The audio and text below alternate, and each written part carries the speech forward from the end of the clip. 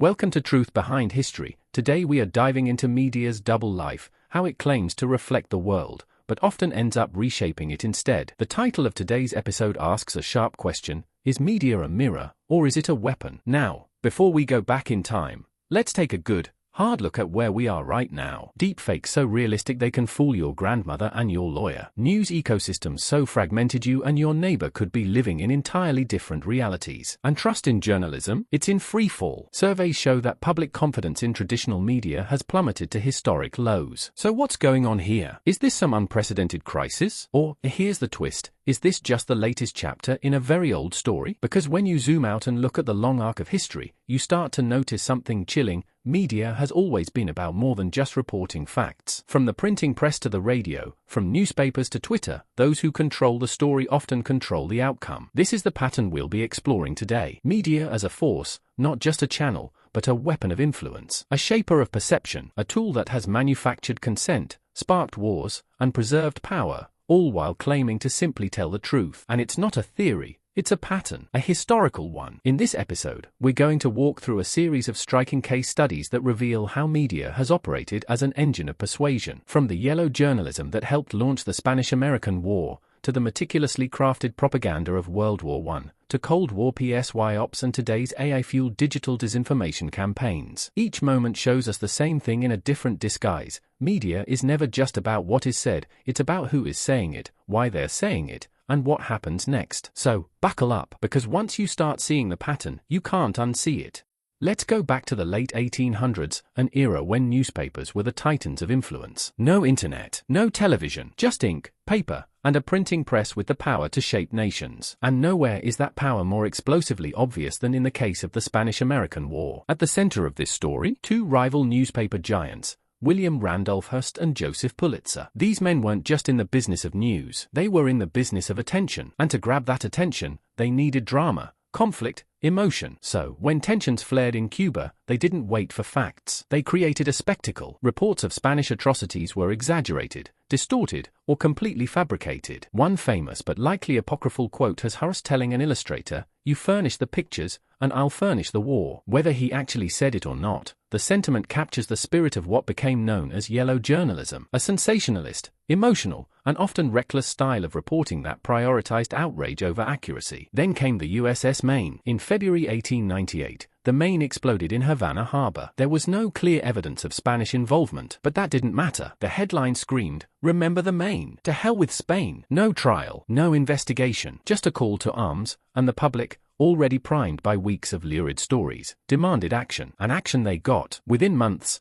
the United States was at war, and not just in Cuba, but in the Philippines, Guam, and Puerto Rico. The result? A swift victory, and the birth of American imperialism as the US acquired overseas territories and joined the global colonial race. Let that sink in a war driven not by policy papers or military necessity, but by newsboys hawking papers on street corners. It was emotion, not strategy. Sensation, not truth. This wasn't media holding power accountable. This was power, amplifying itself through a megaphone wrapped in headlines. So if today's clickbait feels dangerous, remember this: more than a century ago, headlines didn't just make people angry, they made empires.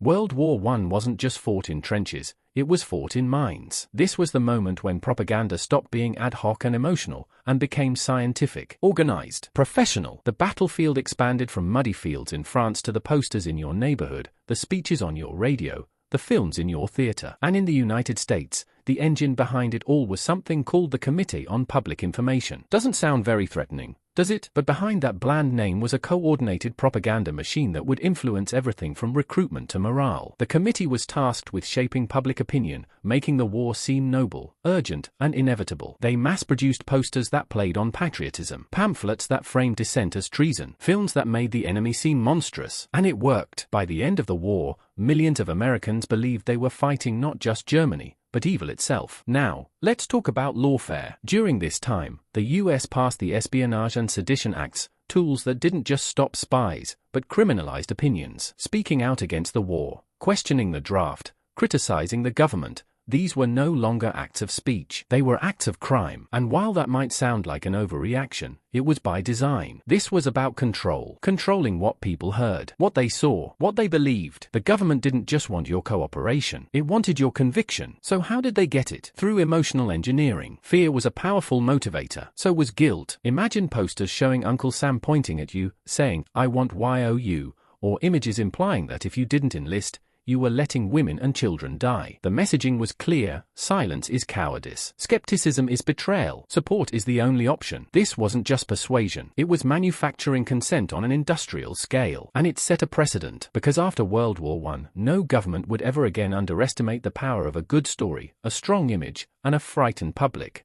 Now we enter the Cold War, the time when the world wasn't just split by borders, it was split by ideas. Capitalism versus communism. Democracy versus dictatorship. Freedom versus control. But this wasn't a war of tanks and trenches. It was a war of words, of headlines, of symbols, of silence. This is where information became a weapon, sharper than steel and far more subtle. On one side, you had the Soviet Union with its tightly controlled state media machine. Pravda, the official newspaper, told citizens what the government wanted them to believe. Independent journalism didn't exist. Dissent didn't get printed. It got erased, or imprisoned, or worse. On the other side, the United States used media to project the image of liberty and prosperity, but not always through honest means. Enter Radio Free Europe, a US-funded broadcaster that sent anti-communist programming deep into Eastern Bloc nations. It wasn't news, it was narrative warfare, a signal that slipped past the Iron Curtain and whispered stories of freedom, capitalism, and rebellion. But here's where it gets murky, because while the US championed free speech abroad, it also played a different game at home. You've probably heard of Operation Mockingbird, a covert CIA program that infiltrated American media. The agency placed assets inside major newsrooms, shaped coverage, and sometimes even wrote the stories. Now imagine that, turning journalism into a soft tool of statecraft, not with bullets or bombs, but with bylines. And domestically, the Red Scare gripped the nation. The fear of communism was stoked not just by politicians like Senator McCarthy, but by radio hosts, TV anchors,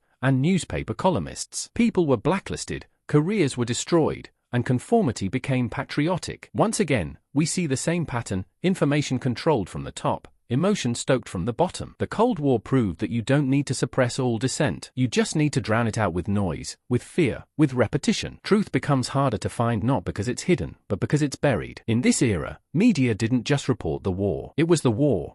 Alright, now let's fast forward to the late 20th century. The Cold War is winding down, cable television is rising up, and suddenly, news never sleeps. This is the birth of the 24-hour news cycle. It starts with networks like CNN, which launched in 1980 with a simple but revolutionary idea: news all the time. Not just the evening broadcast, not just the Sunday paper. Constant updates, real-time coverage, a non-stop stream of information. Sounds great, right? But here's the catch: what do you fill all that airtime with? Because real news, actual, important developments, doesn't happen every minute. So instead, we started to get something else: speculation, emotion, drama, panels of talking heads arguing over things that haven't happened yet, breaking news banners that often broke nothing at all, and the pressure to keep viewers hooked. That led to sensationalism. The louder the headline, the more clicks. The scarier the story, the longer you stay tuned. Coverage of tragedies became wall-to-wall spectacles. Missing person cases became national soap operas. Political debates turned into wrestling matches. And instead of informing the public, the goal quietly shifted to capturing attention. But attention is emotional. It's reactive. And that's exactly what networks began to exploit. They didn't lie outright, not always, but they framed stories in ways that provoked. Outrage became a business model. Fear became a marketing tool. Every issue was urgent. Every opponent was dangerous. Every story was an us versus them narrative. And as more networks emerged, MSNBC, Fox News, and later online outlets, they all chased the same prize: ratings. Not accuracy, not depth, just eyeballs. This fragmented the public. Now, depending on what channel you watched, you could live in a completely different version of reality. And that common foundation of facts, it started to erode. So while the 24-hour news cycle promised to inform and empower, what it often delivered was noise, hysteria, and a population that felt informed, but wasn't necessarily understanding anything. And all the while, trust in media kept dropping, because when everything is a crisis, nothing feels true. Now we step into our current reality, one shaped not by newspapers or cable TV, but by algorithms and artificial intelligence. Welcome to the digital age, where misinformation doesn't just spread, it multiplies. Let's start with social media. Platforms like Facebook, Twitter, Instagram, and TikTok weren't built to inform, they were built to engage. Every like, every comment, every share, that's data, and that data feeds algorithms that decide what you see next, not based on what's true or what's important, but based on what keeps you scrolling. Think about that. Your perception of reality, your understanding of the world, is now filtered through systems designed not for truth, but for attention. And attention doesn't flow to nuance. It flows to outrage. It flows to fear. It flows to conspiracy. If something makes you mad, shocked, or righteous, chances are, the algorithm will show it to 10,000 more people who feel just like you. This is how misinformation spreads. Not like wildfire, but like a virus, one emotional headline at a time. Now let's add a new ingredient to the mix: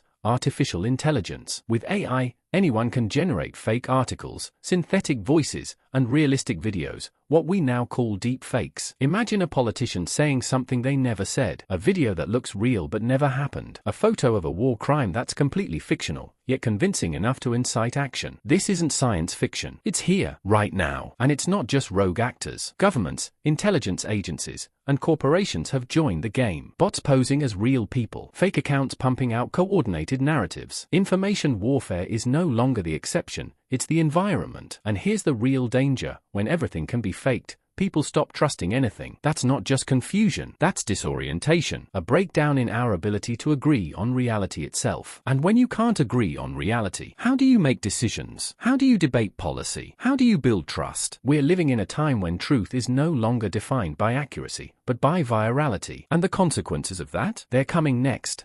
So what happens when truth stops being a shared foundation and becomes just another opinion? Let's look around. We see a world where trust in institutions has collapsed. Governments, media, science, even your neighbor. Everyone's suspect. Everyone might be lying, or maybe they're just wrong, or maybe it doesn't matter because you've got your version of the truth and they've got theirs. And that's the problem. When society can no longer agree on basic facts, the door swings wide open for chaos. You start to see the rise of conspiracy thinking, not just in the shadows, but in the mainstream. Beliefs that were once fringe are now fueling movements, protests, violence, political platforms. And it's not because people are stupid. It's because people are confused. When official narratives contradict themselves, when media shifts the goalposts, and when lies spread faster than corrections, people start reaching for any story that feels consistent, even if it's false. But this isn't just about radical ideas. It's about what happens to democracy itself, because democracy depends on a shared reality, on debate, on compromise. But how do you debate someone who doesn't believe your facts are real? How do you vote on a policy when you can't even agree on what the problem is? You don't. What happens instead is polarization, extremism, a breakdown in civic trust. Elections become battles, conversations become shouting matches, and in the middle of it all,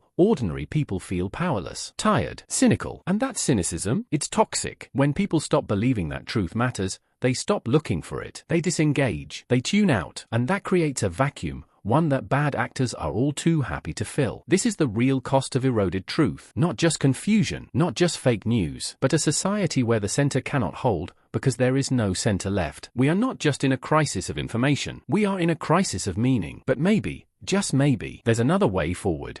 Alright, so if centralized media has failed us, and algorithms distort what we see, what's the alternative? What if truth didn't come from the top down, but from the bottom up? That's the idea behind decentralized media. Instead of relying on one gatekeeper, one institution, one network, one platform, we lean into many independent voices, citizen journalists, transparent verification tools, content that isn't handed to you, but that you choose to explore. Take Substack, for example. Writers no longer need permission from a newsroom. They don't need to fit into a corporate editorial line. They speak directly to their audience, and they live or die by trust. Not by clicks, not by ads, but by whether or not you believe they're telling the truth. Or think about zines. Small, homemade, hyperlocal publications. These aren't polished productions. They're raw, honest, sometimes messy, but they reflect something real, something that can't be packaged or manipulated at scale. Even blockchain is entering the arena. Platforms are being developed that timestamp news and lock it into public ledgers. That means once a claim is made, you can trace it, authenticate it, see who made it, when, and whether it changed. That's transparency that can't be faked. But let's be honest, technology alone isn't the solution. It's about mindset. Voluntary verification means taking responsibility for what you believe. Asking questions like,